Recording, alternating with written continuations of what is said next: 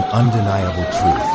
Israel, the fortress once deemed impenetrable in the Holy Land, is now reeling under the most intense and daring retaliation from Iran in decades. The wall of defense has cracked. A symbol of power is shaking. For decades, Israel has buried countless civilian homes under bombs and missiles, always in the name of self-defense. From Gaza, Jenin, and Rafah to the West Bank, the blood of children and women has been spilled beyond measure. Yet justice remains silent, with no one stepping up to reclaim it.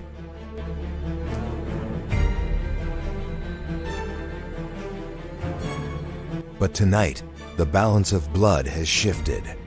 Iran is no longer issuing warnings with words, but launching guided missiles aimed straight at the heart of Israel's power. This is no longer a threat.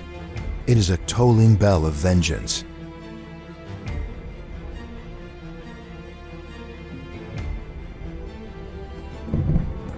Mossad headquarters in Herzliya, the Kiryat complex in the heart of Tel Aviv, and the Bazin oil refinery guarding Haifa all shook violently, with some even erupting in flames under a chillingly precise missile barrage.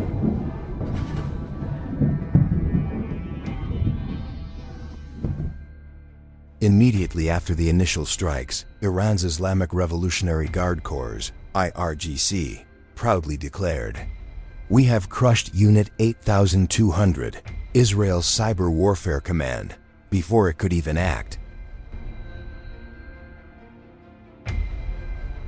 For the first time since its founding, Israel is not just wounded, but truly afraid.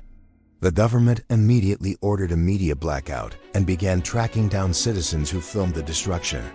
They fear one thing above all: that the world will see the naked truth, that the once vaunted Iron Dome fortress is now nothing more than a heap of useless scrap metal, bleeding in the ashes.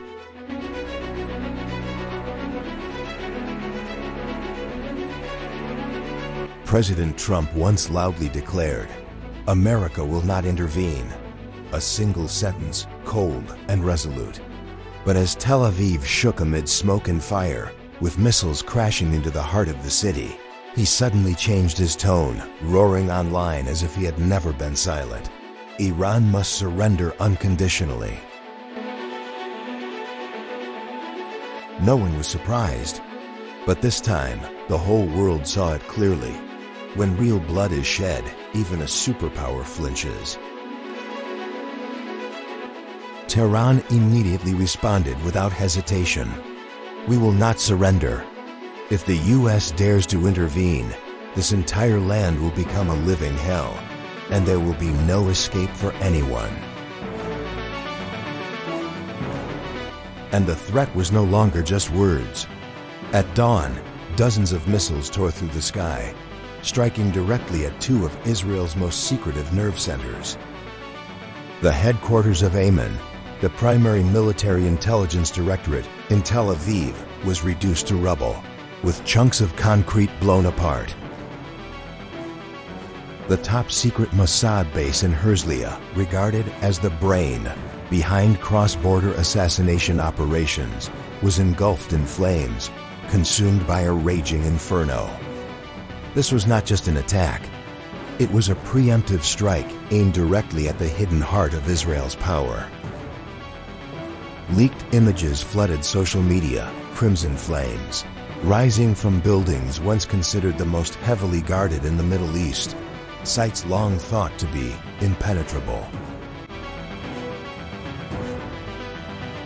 In an emergency interview, a panicked Israeli security expert exclaimed, "The Iron Dome has been breached.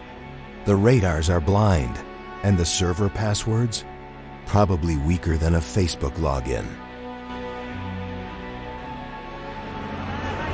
The devastation wasn't over yet. The Bazin oil refinery, the beating heart of Israel's energy sector, erupted in flames, sending towering black smoke hundreds of meters into the sky.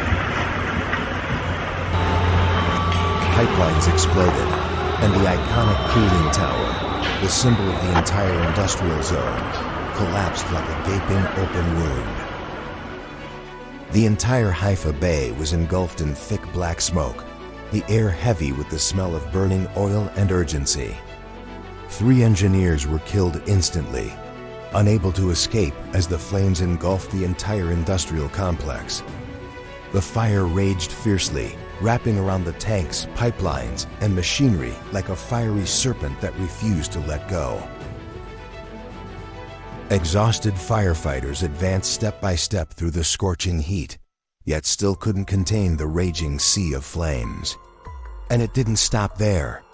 The Weizmann Institute, Israel's pride in academia and a leading symbol of scientific excellence, was hit directly by a barrage of precision missiles. A top-secret laboratory burned throughout the night, with advanced equipment and critical research data consumed by the flames. The New York Times confirmed, Israel has just lost one of its most priceless scientific assets. The government tightened censorship, blocked signals, took down posts, and hunted down those who filmed the footage. But the truth had already broken through every barrier, spilling across social media borders and sweeping the world like a violent storm.